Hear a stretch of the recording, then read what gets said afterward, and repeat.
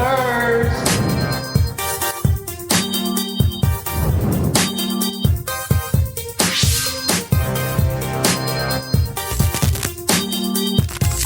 And we're back here on Sip and Converse. Mr. DJ, how's it going? It's awesome today. How about yourself, Chris? Can't complain. But before we dig all into our conversation today, yes, please find that like, ding, that share, ding, subscribe, and make sure you tell a friend that that your favorite podcast people are on live. Yes, just for you. So DJ, how's your week been going? Hey man, no complaints from me, man. Every day is a good day. Yeah, I understand that. In the neighborhood. So what you got planned for this week coming up, Chris? Man, for this weekend? For this weekend. For this weekend or this week? Well, you know, depending on what's in your system, it could seem like it's the weekend the whole week. Well, I plan on taking a sip of whatever's in this cup. Well, I'm going to tell you what's in my cup because it's 5 o'clock somewhere, but this is high quality H2O. So that when my mouth get dry from our guest today, I'll be able to give you some correct answers. Yes. Today and every day. Well, look, let's get started in this conversation right here. We have the honor and the privilege to have somebody great that's known around, not just around Atlanta, but around the world. Around the world. So we famous right now? We got a famous person? Bruh. Our status just raised up. Because I ain't known but nowhere in 30236. That's all? That's just Jonesboro South. I'm on that side. That's all people know. Well, we flew in this person on the other side of Jonesboro South, but she is internationally known around the world. Gotcha. Talk about it. I had the great pleasure bringing in somebody today to be on the set with Larry and I. She is known by DJ London, and her company is the London Elixir Company. Yep. And her background is in the music industry. And she's going to be on here sharing about how she started, what she's already accomplished, and hopefully drop some nuggets for these listeners today if they think they have some talent in the music industry. So it's one of those episodes they need to get out some pen and paper. Well, every episode they better get out some pen and paper, man. Not just this episode. I hope so. Because we've been dropping nuggets ever since May, June, July. Because we've been reading, right? We've been reading. Been reading and listening. So everybody, take the left hand and the right hand, put them together, and let's welcome DJ London. Hey, thank you for having me. Yes. How y'all feeling? We're feeling good. So go ahead, Chris. Tell our guests a little something about yourself. Yeah, everybody. I am DJ London. Most people know me as London Elixir. I am a music producer. I have music on a lot of different TV shows, movies, commercials, things like that. Like pretty much any network that has music or TV shows, like I've had music on a lot of those. Wow. I'm also a DJ. Obviously, yes. I've been DJing. Actually, that was due. I've been producing for much longer, but I've been DJing for about 3 years now. Wow.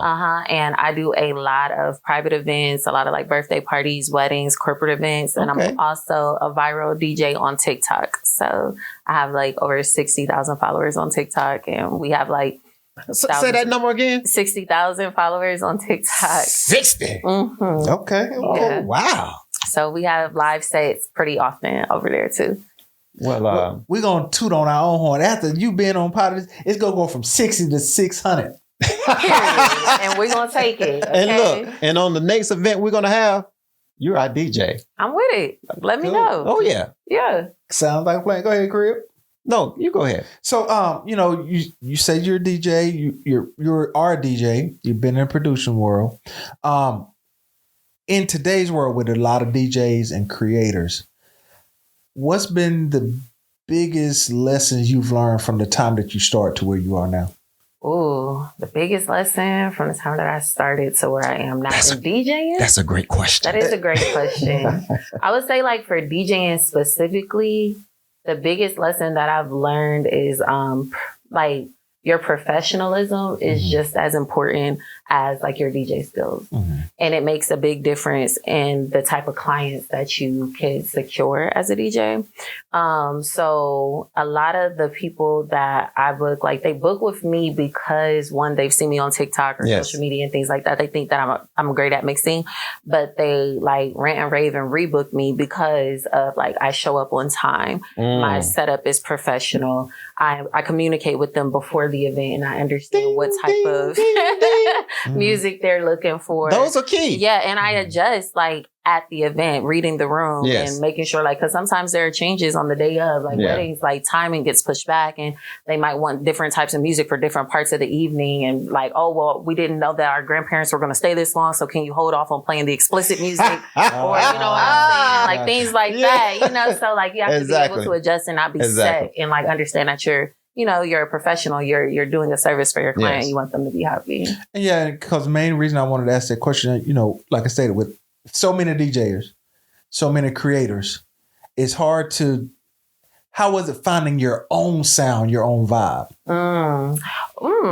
Okay. So in DJing, it's interesting to like, okay, so I'm going to answer as a producer person. Can I go back to DJing? However you want to answer. Okay. So finding my own sound as a producer, it took a while because like when you first start making beats, I feel like you're trying to imitate the people that you like. Yes. So you're making the sound that, you know, resonates with you or what you hear on the radio that you think would be nicer to other people. Cause I was trying to sell beats to artists. Yes. And, I did that for the first few years, which was cool. And then of course, like when I moved to Atlanta, I was like, I got to figure out how to make trap beats and that's what they listen to, you know? So I was imitating. And then after a while of doing that, I realized like, no, I need to figure out what my sound is. What do I like to make? Yeah. You know, I'm from Ohio. So like I'm into funky like type of music as well. And I started, a project called Listen to Me, which was basically like this funk influence pop crossover type of thing. Where I handpicked the artists to go instead of just like making beats and hoping somebody likes them. I made the beats and I was like, I know what artists would sound great on this. And I handpicked independent artists to put over my production. I put out my own project. Wow. And I feel like that was how I was able to like solidify my sound and what I like to do. Okay. And that was before I even started pitching music for TV shows, but that was kind of like the introduction of like, okay, if I could make music that I like and I know what sound good on TV, then I could pitch the music instead of waiting for an artist to come to me. You know what I'm saying? So that's my answer to the question as far as it relates to music production.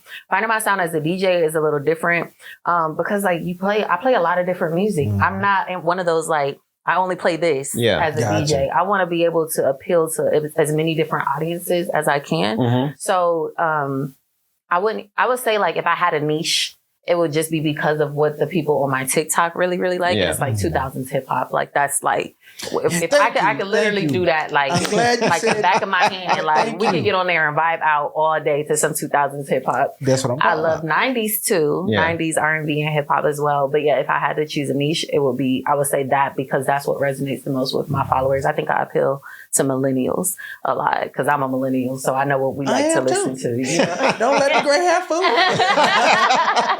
We all millennials at heart. Period. Yeah, I must say that I have caught maybe 2 or 3 of your live shows, midday shows, and yes, you were rocking. I didn't go in the chat and say anything because I just wanted to hear you, and I'm not saying this because you're here with us today, but you really kept me engaged, and everybody was coming in, and it just amazed me how different people literally from around the world was coming on, and you literally gave everybody a shout out who engaged with you in the chat, and you still didn't miss a beat. I was like, wow, that's amazing. Thank you. Yes. Ooh, it's a lot. It'd be a lot sometimes, like trying to keep up with the chat. But I think that, the lives wouldn't be fun if they weren't in there and they weren't communicating. So I try to acknowledge them. I don't want to just be on here like focused on my own thing. Like I want to make sure that everybody in here is having a good time as well. So thank you. I appreciate you checking it out. Oh yeah, most definitely. And then I also, also checked out some of the posts that you put on there about the customers that you serve. And Crib, I must say, she is very professional. I'm not just saying this because I have done some work with her outside of here on the show today, but just the presence of yourself, how you carry yourself from what I've seen and the things I've seen behind the scenes, how you carry yourself really makes a difference. And it allows you to, set a price above average when you go and pitch yourself for a gig. Absolutely. It makes a total difference. Yeah, that is big. I'm sorry. Did you add to that? No, yeah, that's huge because like I try to attract a certain type of clientele. So that is all like by design. I have to present like the people who I'm trying to attract. You know what I'm saying? Absolutely. Like, and it reflects in the events that I get booked for. Yeah. Like they are high ticket events as far as like the money that people are spending, whether it's for a sweet 16 or a wedding reception. You know what I'm saying? So like I want to fit into, like, if you're budgeting this amount for other vendors, I want to make sure that like I fit into that same price category. Yes. Based on how I present myself, if that makes sense. So it does. Yeah. And the way DJ and I find our clients is our favorite clients are paying clients. That part. Okay. You paying, I'm playing.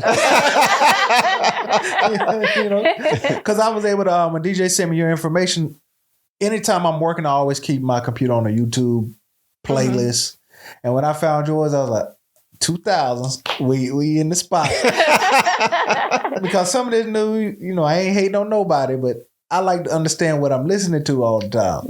The mumbo jumbo repeating the same line. I said, you know what? I'm gonna make my own album. I'm just gonna choose one tag phrase and I'm gonna repeat it. each time, and then each time it change octaves, I'm gonna repeat the same thing. Go ahead, Chris. Question for you: What started you in music? I know for me, I used to play an instrument. I played the piano. I think for about 7 years. I started playing the piano at the age of 8. Okay. And I quit at 14. This day that you played the piano. This year's old when I learned to play the piano. Yeah, I actually took piano lessons as a kid too. Okay. When I was in 8th grade, I started playing piano at the church that I was going to. Okay. So I like to say that that's when I started doing music, but I knew I was interested way before that. Like my older brother got a drum set for Christmas when I was in elementary school and like couldn't keep me off that. Oh. Or like the recorders in 3rd grade, the little recorders. Oh, Louis was mine. Louis on the recorder. Yeah. Kumbaya was mine. I was playing Kumbaya every day. So I always knew I liked music. I think it was in my blood, maybe because like my mom's mom and my mom's dad both were like singers and musicians and like dancers, things like that. So like I think that's where it came from. But they both passed away when I was really young, so I never got to like glean from them. But I think it was just kind of in me. Got you. Yeah. So can you sing too? No. You sure? Don't put me on the spot. We got to ask the mic now. No. She said she can record and slap it in. You use Ableton or I use Logic. Or use Logic. She said she can make it sound like however she want to sound like. I could definitely throw some pitch correction on that thing. Make it sound good. Make it sound good. She said just don't pay her to do it live. Okay. No. You're not doing that. We can do karaoke at best. So, you know, with your business from the producing perspective and the business from the DJ perspective, what are you intentionally doing to continue to build your brand? Social media is one of the main ways that I'm continuing to build my brand. A lot of people discover me to book me from social media, whether it's TikTok or Instagram. So I just added YouTube. Like you said, you could go and listen to my YouTube mixes now. That's something I just started doing a couple months ago. So just continuing to be consistent with my content. Like whenever I am DJing gigs, getting footage and, you know, making recap videos, things like that. That's like one of the main ways that I'm continuing to build my business right now. Gotcha. You know, over the past 26 years, I've been, you know, interacting with a lot of producers, entertainers and stuff. And all of these people have, you know, certain moods or certain times of the day that they have to tap into their creativity. Does that play in with you? What a great question. Yes. Like, oh my gosh, I'm a morning person, which is like way different from other people in the music industry. They're like, they create at night and like, I'll stay up all night. I am a morning person. Gotcha. So like, when I know I need to create a beat, I'd love to do it in the morning. I think it's just because I like to get stuff out the way too. Like, and also I know that I have the whole day. So if I don't finish this idea right now and later I'm feeling up to it, I could come back to it. Yes. But yeah, I say I'm like the most productive, most creative in the mornings when I first wake up. How early? I wake up at like 5. Okay. I'm still about, second base on my snoring around 5 o'clock. Nah. The only time I get up at 5 o'clock is on Sundays. because I'm at New Vision by 6:30. And if I'm training for marathons, there's certain times of the month I'm up at 5. That makes sense. To run. But do you stay up late? See, I go to bed early, so it's not hard for me to wake up. Yeah, I'm typically up to about midnight. Nah, I be in bed like 9. All my friends know I'm a grandma. No, I'm serious. They know me as grandma. Like they be like, "Oh, she's going to bed." Don't At call 9, her I'm just after getting 9. started. I'm like, So, go to bed at 9. I go to bed usually. I'm a creative at night, Yeah. so I like my whether it kicks in at 12, 1, 2. So my issue be I'll stay up to 2, 3 in the morning. Yeah. And got to be back up at 6:30. See, yeah. But I prefer to when everybody else is asleep, house is to myself. Then I can get in my mode. I feel like I get more creative then. But you know, like you said, most people I know that's in the music industry, they do their stuff at night. So let me ask you this: with your producing, because I got a good friend that's a producer. Okay. He feels more creative when he's on a certain coast. Does that apply to you too? You mean like? So are we not saying it like directly? I think I know what you're talking about. No, he'll tell you when he leaves Atlanta and goes to say L.A. He gets in he say he feels more creative out there. What? Because of the, I guess, I don't know, the hustle and the bustle or the temperature or the. Is it the equator that has him more productive or something? I don't know. He said he just get when he go there, he just feel like he more. Yeah. I think that there is something to be said about different locations and the inspiration that they draw from you. Because like I feel like that when I go home to like visit Ohio, I don't feel like creating anything. Like I just be at home. Like, but when I'm on that plane ride back to Atlanta, I'll be like, oh, let's get it. I'm ready. You know what I'm saying? Gotcha. So it is a different type of hustle in different cities. So I can see, and then LA is beautiful. Like the sun is out, the palm trees, like that could inspire somebody to want to create. And so see, I know with that. his style, like when he goes to LA, when he comes back and give us a sample, it's more of your Afro beats. It's a different vibe. But then when he comes back to Atlanta, he's back in his old National College Park, Gobby Road vibe. Tone done changed too. Tone change, yeah. Tone change and everything. Yeah, I can see that. I'm actually about to start doing some travel content, and that's one of the like purposes because I've been DJing so much. I haven't had as much time to produce because I've been getting booked a lot. So I haven't really felt like creating music, like actually just sitting down and making beats. And I think it's because all I've been doing is listening to music and playing all these events. And it's like, I need to get away and experience some different stuff so I can get some inspiration and get back into creating. So when you're looking to kick that off? In 2 weeks, actually. I got a trip planned to Panama, actually. Okay. I'm going to Panama. So we'll see. So with you moving around and doing like, taking that approach, what do you want people to feel or gather when they see your name? You know, we were talking about the branding earlier. So when they see DJ London, what do you want people to feel? I want them to feel empowered, inspired, and motivated. So this is what I mean by that. Like, everything that I've done, like there is no blueprint. Like nobody else in my family has done it this way. Nobody else in my circle, you know what I'm saying? Yes. Like has done exactly, like everybody's story is different, but I started from scratch at everything. Gotcha. Like, and I built it all up, and shout out to God. Like, I just wanted to be a testament to like, yeah, you might know zero about this today, but if you start today, a year from now, you could be, you know what I'm saying, way further. I want you to be motivated because that's all I did in everything. Like, I didn't know anything about DJing. Somebody told me, DJ Battle Cat was like, you got to start DJing. Like, your production is fire, but you got to start DJing. Yeah. And I was like, oh, another thing to learn. I don't feel like it. I didn't say this to him, but that's what I was thinking. But like, that was 3 years ago. And now I'm a viral TikTok DJ. I'm booked every single weekend, private events, not even residencies. I don't even have to do residencies. Yeah. And it's like, that's income that I depend on now that I didn't even know I would need. And that's a skill that I had to develop from scratch. You know what I'm saying? Like, but you could do it. Yeah. Like if you start and you stay consistent. So when people see the name London Elixir, I wanted to be like, she did it, I could do it too. Same with getting my music on TV. A lot of people didn't know how to do that. And now I teach them how to do the same thing. So, yeah. Do you have an agent that you work with or are you doing all this? I do it all myself. God is my agent. Shout out to God. I heard it. Be the ultimate plug. Let the church say amen. When you say deacon. Talk about it. For real. Because that rolls right into, because you already started tapping on it with your response there. I was going to ask you, what's been some of your biggest challenges or advantages? Biggest challenges, staying the course when it feels when you want to give up. I think a lot of times, especially on podcasts, we could talk all day about all the wins and all the good things, but it'd be hard. It's tough. You put energy, effort, money, time into stuff, and then you don't get the views you want. Yeah. You don't get the bookings you want. You don't get the money you expect. And it's are you going to keep going or are you going to give up? So I would say one of the biggest challenges is not only continuing, but adapting properly to the situation. So it's not working like this. So what can we change to make it work instead of giving up on the situation?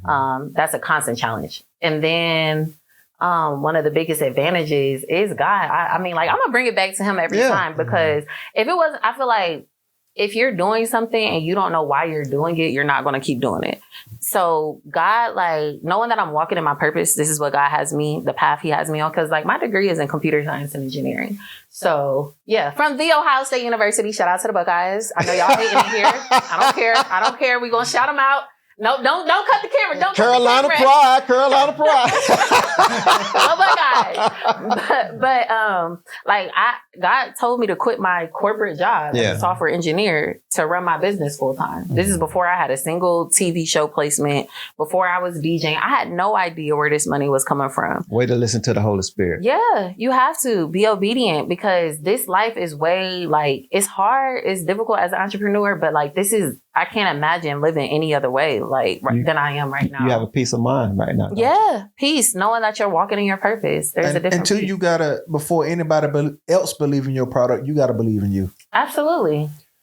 Jazz, London. It's okay. you said something very powerful, and hopefully our listeners will be able to catch this. And Larry and I know this very deeply. You have to know your why before you can do anything. People go to work day in, day out, and they don't even know why they're working. Most of them just know, I'm going to get a paycheck so I can pay the bills. Yeah, that's part of it, but you still got to understand your why. Absolutely. And the reason why you're doing what you're doing right now, you understand your why. We see it in you right here. And we just gleaning ourselves because we want a piece of that too. So you're going to Panama, you need somebody to carry your luggage. No, listen. Yes. My passport is ready. Okay, period. Let's put the team together, because this is just another idea that got placed on my spirit. I'm I don't know, but it seemed like I'm supposed to do it. So we're starting the travel content now. Go do it. And that's how it always works. And then a year from now, we'll see where the travel, you know what I'm saying? The YouTube channel could be built out, and that could be a whole nother thing. Absolutely. But you just got to start. Absolutely. Yeah. And part of it too, like you stated, when you put the effort into whatever you're doing and the views don't always pop up immediately. Yeah. It doesn't mean that they're not coming. Yeah. Exactly. Because all it'll take is one viral moment, since we talking about social media going viral. And now everybody goes back and look at the channel and begin to watch all your other videos that you previously posted. But that, and like you said, when you're going through that trial and tribulations and that workload that you're doing, it's staying consistent. Yes. And to do it when the results don't always show right away. Talk about it. Because we've been about it. Done lived it. Yeah. So we're winding up. Let me ask you this. What's a piece of advice that you can give other, I hate to just say female DJs, but because that when you think about DJs, it's primarily what's a male dominated area. But what other advice would you give any young lady that may want to follow your footsteps? Yes. I would say, how do I put this? You don't have to compromise your morals. Make it plain. Yes. Yeah. Go ahead and make it plain. I mean, don't allow yourself to be put in a situation to where somebody's getting over on you and you've given away something thinking that you're getting something in return that you should not have given away. Yes. Is that clear enough? Yes.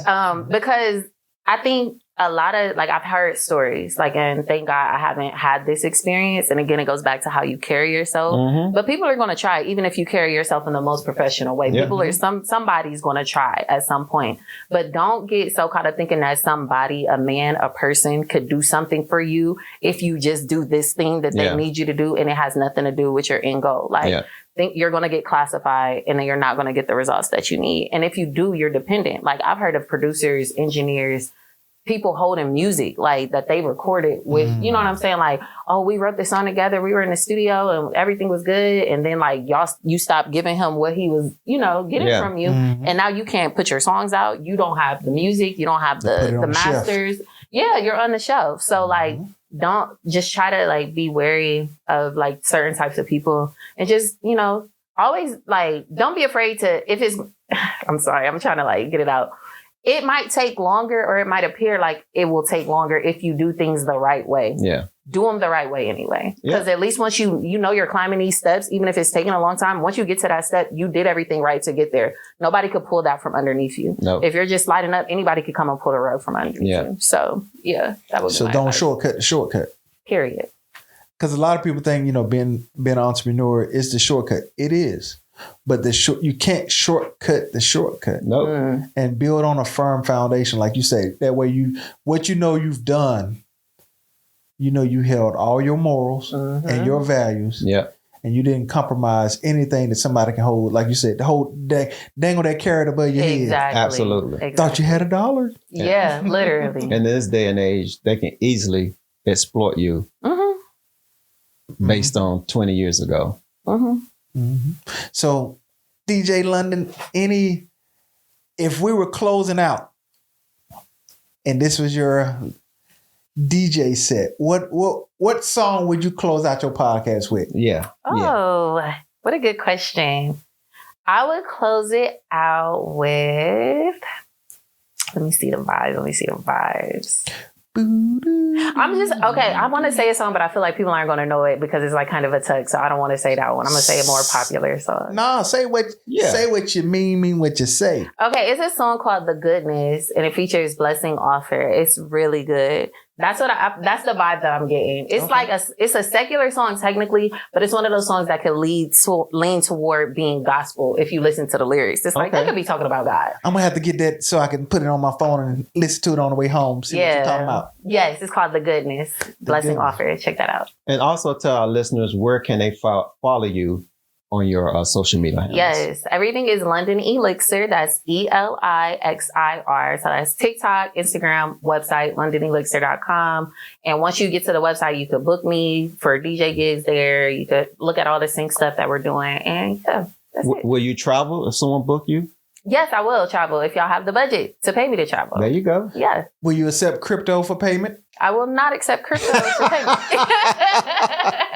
Send me the crypto. I got to start looking into that. I don't know about that. Just send me the cash. And if you want Sip and Converse to be on the set while she DJing, we will travel too, if you have the budget. Okay, that part. So as you bless us, make sure you bless us with a like, ding, a share, ding, and a subscribe. Please subscribe. Not only to Sip and Converse, but all DJ London social media. Yes. Let's run her accounts up. Run them up. And see you next time here on Sip and Converse. Peace. Let's sip and converse. Great. Girl. Thank you. Let's sip and converse. Let's talk about The goodness. Sip and Converse.